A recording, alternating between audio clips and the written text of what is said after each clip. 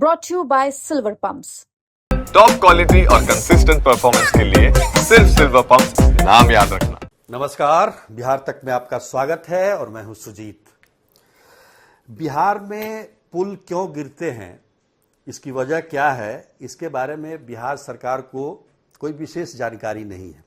यह मैं आपको इसलिए बता रहा हूं क्योंकि सुप्रीम कोर्ट में बिहार सरकार ने जो अपना जवाब पेश किया उसमें वजह वो नहीं बता पाई।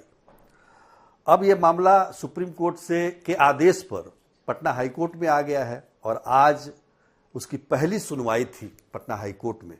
और हमारे साथ ब्रजेश सिंह है जो कि पीआईएल करने वाले सुप्रीम कोर्ट में यही वकील हैं और आज सुनवाई के लिए खास तौर पर दिल्ली से यहाँ पटना आए। आज पटना हाईकोर्ट में सुनवाई भी हुई। ब्रजेश जी, आपका स्वागत है बिहार तक में। ये बताइए कि सुप्रीम कोर्ट के आदेश से पटना हाईकोर्ट इस मामले की सुनवाई कर रही है कि बिहार में पुल क्यों गिर रहे हैं और गिर रहे हैं तो मतलब सरकार क्या कर रही है, इसको जानने के लिए। तो क्या आज क्या सुनवाई में क्या निकल कर सामने आया? 2 अप्रैल को सर सुप्रीम कोर्ट में माननीय चीफ जस्टिस खन्ना सर के बेंच ने और with specific observation Patna high court transfer किया, जबकि रिप्लाई फाइल हो चुका था एनएचआई बिहार सरकार तरफ से। उन्होंने रिप्लाई को देखकर बोला था कि इसमें केवल आप स्कीम बता रहे हैं कि हम मुख्यमंत्री सेतु योजना ला रहे हैं, ये सारी चीजें ला रहे हैं। तो बोला ये रिप्लाई नहीं है। उसी को हाईकोर्ट का जो विशेष पर्पज था कि मॉनिटरिंग करे हाईकोर्ट, एक तो एक्सपीडिशियस हियरिंग और एक मॉनिटरिंग कंस्ट्रक्शन, स्टेबिलिटी और मेंटेनेंस को, तीनों चीजों को लेकर। तो आज हाईकोर्ट में एडवोकेट जनरल प्रेजेंट थे और माननीय acting chief justice Ashutosh Kumar sir के बेंच में काफी अच्छी सुनवाई हुई 10-15 मिनट की और उन्होंने उस चीज को संज्ञान लिया। और मेरे तरफ से बोला गया कि हालांकि एक्सपर्ट बॉडी कोई बनाया जाए, लेकिन उन्होंने बोला कि हम पहले बिहार सरकार का रिप्लाई एक बार फिर से देखना चाहेंगे कि इनके पास कुछ तथ्य हैं बोलने के लिए। उसके बाद हम सर, क्योंकि अगर मॉनिटरिंग करने के लिए कोई बॉडी तो बनाना पड़ेगा। मेरा तरफ से जो है मैं ये चाह रहा था कि कोई आईआईटी या जो एक्सपर्ट लोग हैं उनकी एक टीम बना के सरकार सारे प्रोजेक्ट का एनएचआई और बिहार का मॉनिटर करे। मुझे लगता है कि आपने जो ये पीआईएल दाखिल किया इसको कितने महीने हो गए? आज 6-8 महीने पिछले जुलाई से ही सर चल जुलाई से ये मई चल रहा है, मतलब 10 महीने हो गए। 10 महीने हो 10 महीने में अभी तक क्या इसमें प्रगति हुई है, क्या आपको दिखता है पिछले 10 महीने में?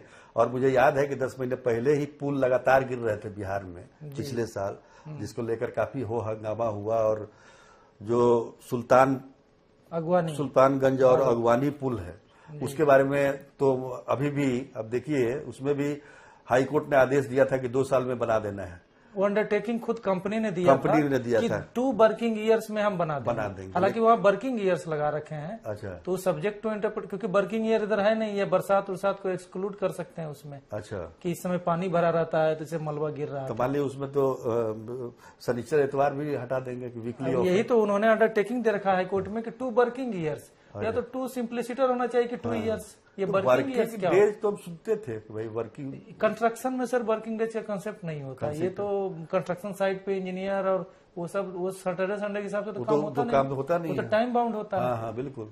तो फिर उसमें कंपनी के एमडी का अंडरटेकिंग है। मैंने कल बहुत सीरियसली देखा उस चीज को। हालांकि एक डेवलपमेंट अखबारों के थ्रू आ रही है कि उसमें अब स्टील का यूज किया जाएगा। ये इसको मैं ऑफ रिकॉर्ड बोल रहा हूँ, अखबारों के थ्रू आ रहा है। अखबारों की खबर को पुष्ट करना थोड़ा कठिन होता है सर, किसी सूत्र के हवाले की उसमें अब स्टील लगाया जाएगा। लेकिन अभी ऑफिशियल कंफर्मेशन कोई नहीं है। तो ठीक है, जैसे भी हो, लेकिन बनाना था ना। मान लीजिए 2 साल अगर हम लोग एज ए मतलब सामान्य तौर पर देखें तो 2 साल का मतलब कि 2023 के सितंबर में उन्होंने कहा था तो 2025 के सितंबर तक पूरा हो जाना चाहिए। लेकिन आप कह रहे हैं कि उसमें वर्किंग डेज उन्होंने लिखा है, अंडरटेकिंग उन्होंने खुद दिया है। और वो भी बड़ा अजब है सर, 2022 में जब सुपर स्ट्रक्चर गिरा था और ये 2023 में इनका जो है, हाँ इनका पिलर गिरा है। तो ये कह रहे हैं कि ये जो लास्ट वाला जो पिलर गिरा है हम उसको रिपेयर करेंगे या सुपर स्ट्रक्चर का रिपेयर करेंगे। कुछ उससे क्लियर नहीं हो रहा है इनके अंडरटेकिंग से। जबकि मतलब बहुत सारे उस समय के विपक्षी दल जो आज के सत्ता पक्ष में बैठे हुए हैं, पीआईएल दाखिल किया था, 3 पीआईएल दाखिल हुई और आईआईटी रुड़की को जांच में लगाया था, फिर भी कुछ नहीं। उसकी रिपोर्ट तक जवाब में नहीं दिया गया है। ये सुप्रीम कोर्ट में भी ये नहीं बताया कि आईआईटी रुड़की ने क्या बोला है। तो आपको लगता है कि कंपनी जो है वो सुल्तानगंज अगवानी पुल बना पाएगी उसका अपने खर्चे पर? उसके अंडरटेकिंग में मैंने देखा है कि वो कंप्लीट नहीं है अंडरटेकिंग, क्योंकि 3 बार गिरा है ये भागलपुर अगवानी और अभी तो मलबा खड़ा है। इस बार खुद से ही गिर रहा था जो सरकार की तरफ से। तो इसमें इन्होंने उसमें अंडरटेकिंग में इन्होंने बोला है कि हमने एक कंसल्टेंट कंपनी, एक एजेंसी जिसको ठेका मिला, उन्होंने कंसल्टेंट को अपॉइंट किया, कंसल्टेंट ने डिजाइन बनाया और इसी एजेंसी ने 3 नाम दिए, उसमें से एक और एक्सपर्ट जो है सरकार ने अपॉइंट किए करना है जो सारे चीजों को देखती। और उसमें ये लोग बता रहे हैं कि रिपोर्ट में कि एक्स्ट्रा डोज हो गया था इसलिए गिरा, ये डिजाइन का फेल्योर नहीं मान रहे हैं। अच्छा जी, तो इसके लिए कौन जिम्मेदार है? अभी यही तो जांच का विषय इसमें है कि अभी तक जांच चल ही रही है। जी, अभी तक जांच चल रही है। तो अब बताइए, अब ये अगवानी पुल तो इस मामले में आएगा ही नहीं। जांच सर IIT रुड़की से कर चुकी है, तो ये जवाब में दाखिल क्यों नहीं किया सुप्रीम कोर्ट के अंदर? उसका एक शब्द बता देते कि रुड़की ने क्या कहा, डिजाइन का फेल्यूर है, मटेरियल सब स्टैंडर्ड था, या जो उनका है वर्जन की एक्स्ट्रा डोज था। उसके अलावे भी हमको लगता है लगभग 2.5-3 दर्जन पुल उस समय गिरे थे जब आप लोगों ने PIL देखा। हाँ, लगातार हुआ, अररिया से बकरा नदी से लगातार डे बाय डे 5-6 दिनों में 11 दिन में 5 पुल गिरे 5 पुल गिरे थे। और अभी भी सर कलवर्ट्स का गिरने का सिलसिला जारी है। अभी तो बरसात आने वाली है। अब ये मेन पीक सीजन अभी है, मई से जुलाई के बाद से जो है बरसात जब आएगी तो फिर इन्होंने रिप्लाई में लिखा कि कुछ पुल का तो ये काउंटिंग में नहीं कर पाए क्योंकि वो पानी में डूबे हुए हैं, तो फिर से पानी आ जाएगी। अब ये सवाल है मॉनिटरिंग कैसे होगा जब ये पानी में पुल को काउंट नहीं कर पा रहे हैं।